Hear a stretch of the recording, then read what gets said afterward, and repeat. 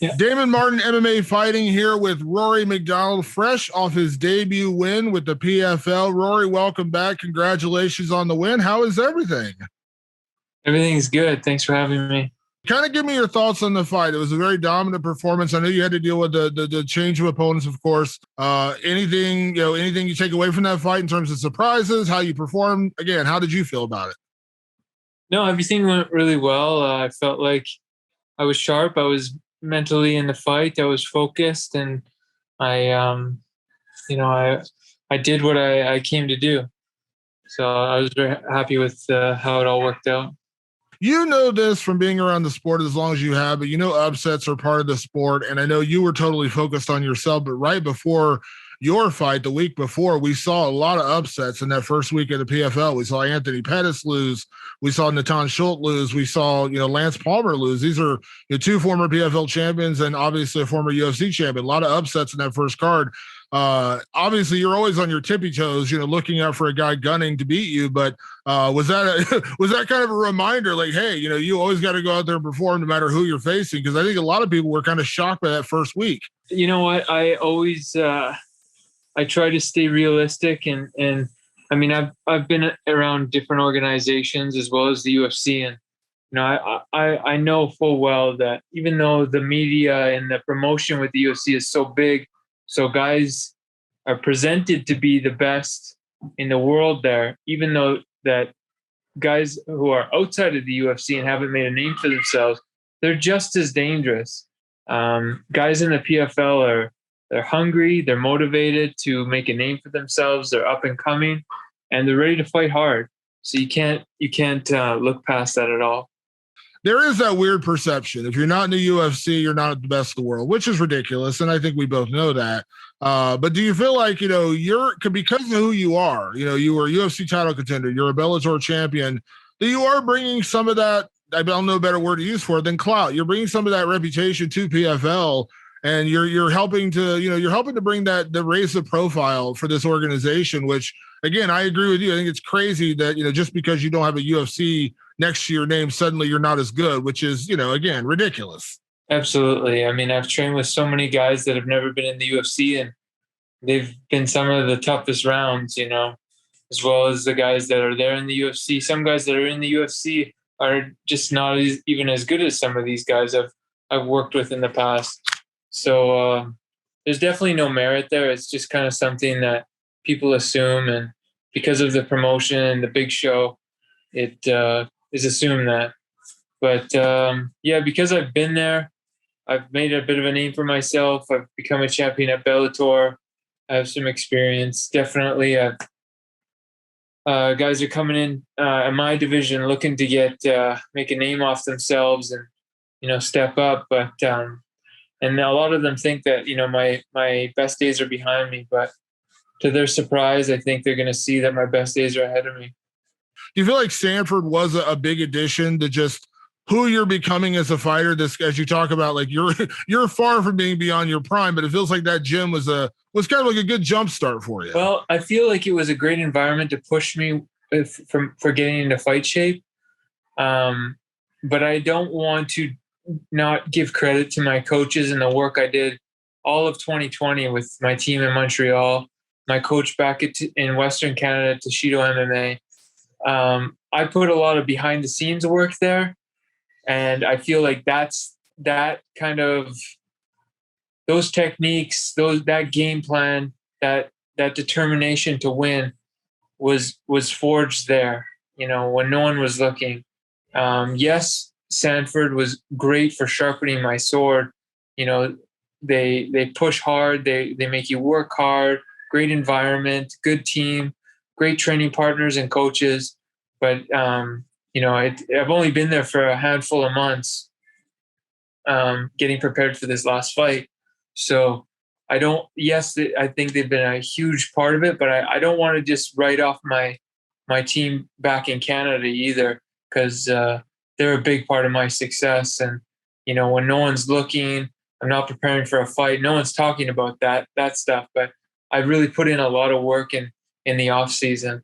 And I know you mentioned to me before, the time off, using the time off, you talked about, and I know you said this in other interviews, talking about the different points in your career where, maybe you weren't in the best place. I know it's been brought up to you a million times after the John Fitch fight, where you were at mentally after that fight. It felt like with this fight and talking to you leading up to it, like, in a way, do you feel like this is almost Rory MacDonald 2.0 or maybe 3.0, depending on where you're at? It feels like you're reinvigorated. You're passionate about going out there and doing. I mean, we saw it in the performance. I mean, again, Curtis Melinder is no joke, and to do what you did to him and the way you did it to him, that was so impressive. Yeah, absolutely. I feel like I'm remotivated. I've set new goals for myself that I'm passionate to accomplish. For the past few years, kind of after I won the title in Bellator, I let myself get comfortable and I lost kind of focus on what I even wanted to achieve. So I was fighting more for, the lifestyle outside of fighting and not really hungry to accomplish anything inside the sport. So I think I lost my focus there and, unknowingly kind of led me down a trail of not even knowing if I wanted to do the sport anymore. So a bit of time off gave me a chance to address those issues and get back to hard work and chasing down my goals. What are the goals right now when you look at who you are now in 2021? What are Rory MacDonald's goals? It's in my heart. It's been in my heart since I started. I first found mixed martial arts to be the best in the world. So I'm hunting that position down. How was the first experience with PFL? I mean, obviously you've been with the organization, but this is the first time you've actually fought for them. All in all, it was good. There's some things I feel like they can make some improvements on, but they're minor adjustments. I don't think it would take too long for them. If they seem to be open ears to the fighters with their criticisms, and they're making adjustments. They're a new company, and they're looking to grow and expand and improve. Do you feel happy in your decision? Do you feel like you made the right call signing with PFL? The year off was a bit of disappointment at first, but all in all, it was a blessing in disguise for me. And now that the first fight is, we've done it, I definitely feel like this was the right choice and I'm on the right road right now. Considering the career you've already put together up to this point, the wins you've earned, do you feel like by the end of this year, if everything goes well, you go undefeated, you become champion? And I know we'll have this conversation maybe after the finals, but you said your goal is to become the best in the world again. Do you feel like you will have that argument to make by the end of this year, that you can make that argument once again that you are the best in the world? Definitely got to continue to put on performances like I did last week. And I got a couple years with PFL. I think if I continue that over the next 7 fights, my name is going to be in the hat. With that being said, what is the rest of this year going to look like for you in terms of training, traveling, and with the quarantine and everything? Because obviously I know you're going to get back in action, fairly quickly. The COVID thing is a constant curveball, especially with the way Canada's handling it. Every week, our premier and our prime ministers are coming up with new things and giving us, keeping us on our toes. And so we're just going to have to adjust on the fly. And I know that, like I said, with PFL, at least you know what you're doing. I know that's got to be, even when you were champion, you don't know what your next fight's going to be. You don't know when your next fight's going to be. That's kind of the one downside of that. Now, I mean, you got to be happy about that. When your relative timeline of your fighting, you're going to be really busy this year. And I know we've talked about this before, Rory, but there's no more politics. It's just winning. You're just going to fight the best guys who make it to the tournament. You're not going to talk. No one's going to talk their way into a fight with you, Rory. It's just going to be the best guy in the tournament is going to face you. And that's all that really matters. I mean, I've been around the sport long enough to understand who I am. I've made some mistakes in the past that, I've learned from. And I understand who I am as a person and why I do the sport. So even if it was a thing of politics, I've always generally tried to stay in the lane of where my performances do the talking for me. But more so now than ever. I feel like that's really what's going to take me to the next level is performing to the best of my abilities that God gave me.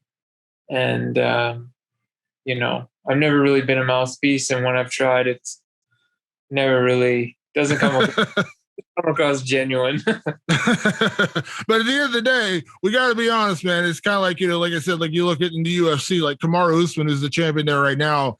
He talks, he's not really that way either. I've talked to him. He's not typically a trash talker guy, but you can't deny the performances. At the end of the day, you got to go in and win fights. You know what I mean? And that's what you've done throughout your career. You can say whatever you want, but at the end of the day, you got to win fights. And that's really what matters most beyond anything else, right?